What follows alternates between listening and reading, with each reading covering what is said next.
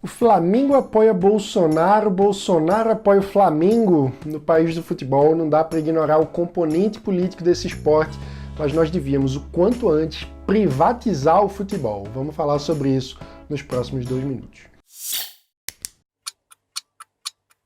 Recentemente, o presidente Jair Bolsonaro editou uma medida provisória para modificar as regras dos direitos de transmissão dos jogos de futebol. Grosso modo, antes as emissoras de TV negociavam em pacotes com os times. A partir da chamada MP do futebol, o direito de transmissão passa a ser exclusividade do clube mandante, aquele que recebe o adversário no seu estádio. Eu não vou entrar no mérito da mudança, ela pode ser boa ou ruim, mas eu quero falar sobre o contexto e depois sobre o mais importante, a intromissão do Estado no mercado da bola. Então, vamos ao contexto. Quem é a principal emissora que transmite futebol no Brasil?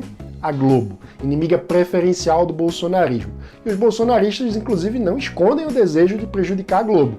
O próprio Bolsonaro trata a transmissão do futebol pela Globo como um monopólio, que é um pouco estranho, já que outras emissoras são livres e fazem suas ofertas, mas em geral estão dispostas a pagar menos pelos jogos. Além disso, para a narrativa de Bolsonaro contra as políticas de distanciamento social, é importante buscar uma sensação de normalidade, então nada melhor do que a volta do futebol. Nesse contexto, o Flamengo, que já vinha numa queda de braço na sua negociação com a Globo, vislumbrou uma oportunidade de negócio, os interesses se alinharam e pronto, surgiu uma MP.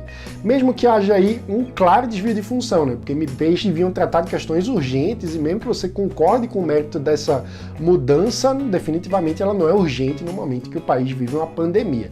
Esse tipo de mistura entre interesses políticos e futebol também está longe de ser novidade. Durante a ditadura militar surgiu até um bordão, onde a arena vai mal, um time no Nacional. O governo militar interferiu tanto no Campeonato Brasileiro que a primeira divisão virou um monstrengo com mais de 90 times. Essa relação entre futebol e política foi tratada por muita gente, de Gilberto Freire a Nelson Rodrigues, Roberto da Mata, mas o que mais preocupa é essa mistura promíscua entre interesse público e privado, que no Brasil também é típica de várias outras áreas, né? Isso distorce o funcionamento do mercado do futebol e, com isso, as próprias condições para a competição esportiva. Por tudo isso, a gente precisa privatizar o futebol brasileiro. Usar politicamente essa paixão nacional tão genuína acaba distorcendo também o funcionamento da política, que devia ser guiada por escolhas racionais sobre políticas públicas e não por paixões clubísticas. Tudo isso é ruim para a qualidade da democracia e é pior ainda para o bom futebol.